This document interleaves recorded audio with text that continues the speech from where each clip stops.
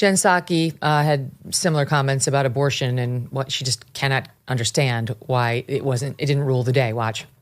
And for so many of you watching right now, that news is, to say the least, a lot to digest. I understand that personally.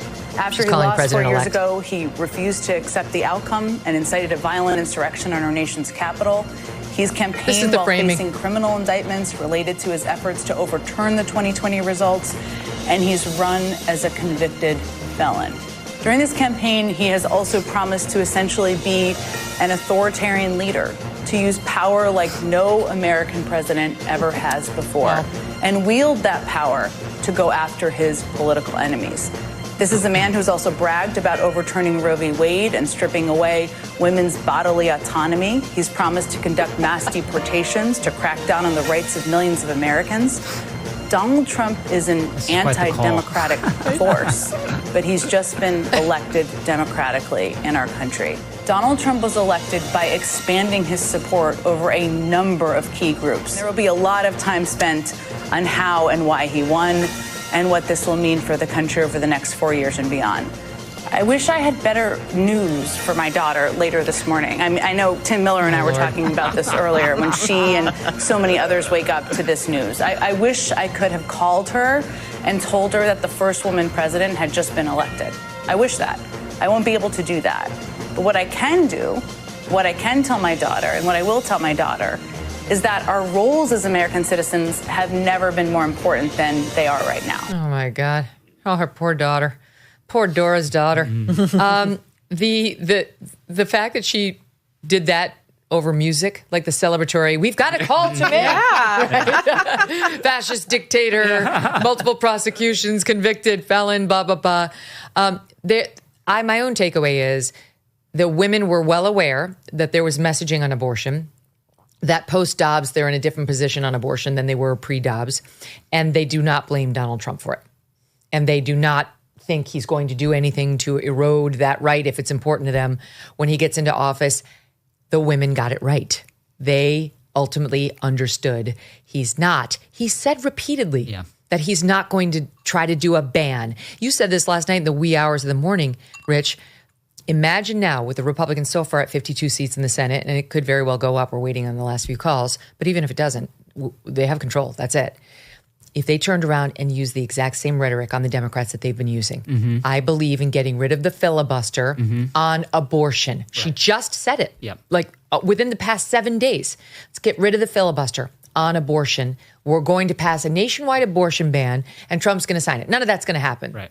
But can you imagine the freak out? Of course. And this is something the media missed about Trump's campaign all along. In many ways, he was the moderate candidate. Now, it's masked by the way he talks and acts and things he says at the rally. But on abortion, what's the moderate position? That we should have it all the way through 9 months and make Catholic hospitals do it? Her position. Or his position, let the states decide. And actually, I think some of the states have gone too far. Obviously, his is more moderate. On trans, who has the more moderate position, right? He just opposes this stuff the way 70% of the country does. Even on immigration, you wouldn't say mass deportations is a moderate position, but the public sentence moves so right in that on that in reaction to what's happened, they think that's more reasonable than just letting in millions of people unchecked because you've let this flood happen at the southern border. The other thing is, can we just spend like a minute on the tariffs? I know that you guys are not pro-tariff. I mean, the old Republican Party or pre-Trump Republican Party was much more of a free trade Republican Party. And he's been very pro-tariff and did place tariffs in place, which Joe Biden left in place on China. But that whether you like it or don't like it, I do think it was very appealing to the working class who hear it as he's out there with his sword saying, I'm going to fight for you. These companies that want to move south of the border, make all their goods, send them in here, costing you jobs, I will fight them. I'm going to make it too painful for them to do any of that. I'm going to use it as a weapon against China, who's hurt the United States on these free global trade policies. I think the working class guys got that. And at least what they heard was he cares. This is more than first-time homebuyers are going to get a $25,000 down payment and just these little pinpoint prick policies she tried to run on. Absolutely. That home buyer thing, which as many economists pointed out, was a non-starter because all it would do was inflate the price of houses. Everyone knows that. Except for Kamala, apparently, or I'm going to make it easier for black men to sell weed. Just get Bitcoin. And this constant sort of infantilization of men, especially, which is another thing that the left has a huge problem with. They were not mentioning that in their come to Jesus moment on MS this morning. Oh, really? I don't think they get what they've done to men. Really? Oh, that's fascinating. Did you get up in time to see Morning Joe? No, I slept through it, but you can listen to the podcast on SiriusXM.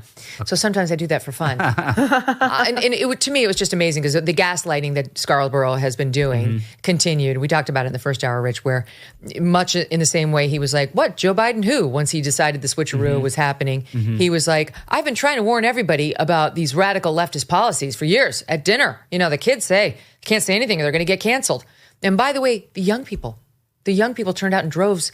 Not a majority for Trump, but kept it tight enough with that group that it put him over the top. And the Gen Xers, our people, not you, you're a millennial, are the ones, that's the one age group that really voted in the majority for Trump. And I must submit for the record, that is because we grew up in the 80s when our parents didn't care about us and we had to raise ourselves. And we are sick and tired of this nonsense, helicopter, bullshit, cupcake, snowflake life that we're shoving on kids and each other. We don't believe in safe spaces. Used to be, here's any your of that. Schwinn bike. Have at it. That's it. Yeah. Banana seat. Absolutely. Just rainbow. Yeah. So I don't think it's any accident that Gen X put him over the top. And so now what, right? I mean, do you actually think that there will be a challenge to Trump taking office? Once, to your point, that they spoke like this in 2016 after he won, but then we all know what happened. They were ready to impeach him on day one. They didn't actually try to stop him from taking office, but this time there's been talk about that. Well, they should be if they believe what they say about him.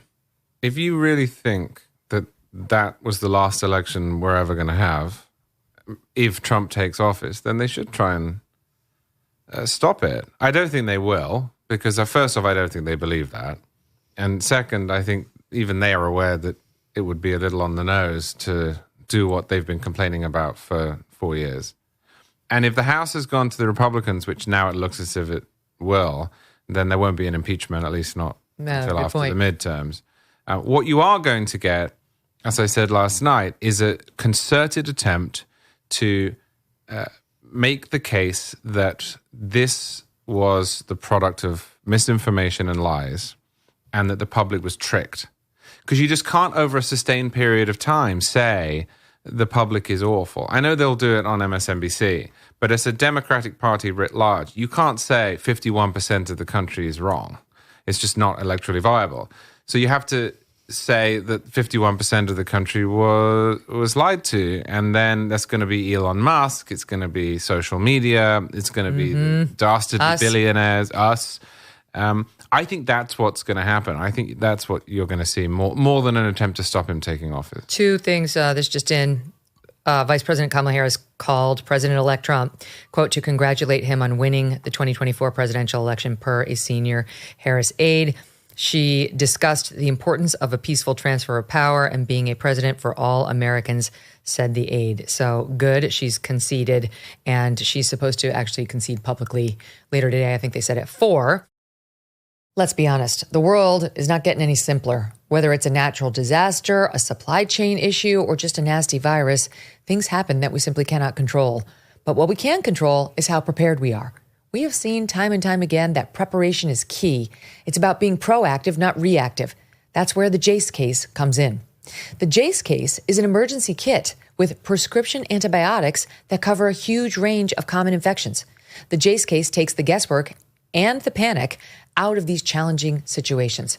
You'll have the right medication and you'll have it when you need it. In times of uncertainty, you don't want to be dependent on outside systems. With the JACE case, you have a practical, reliable solution right at your fingertips.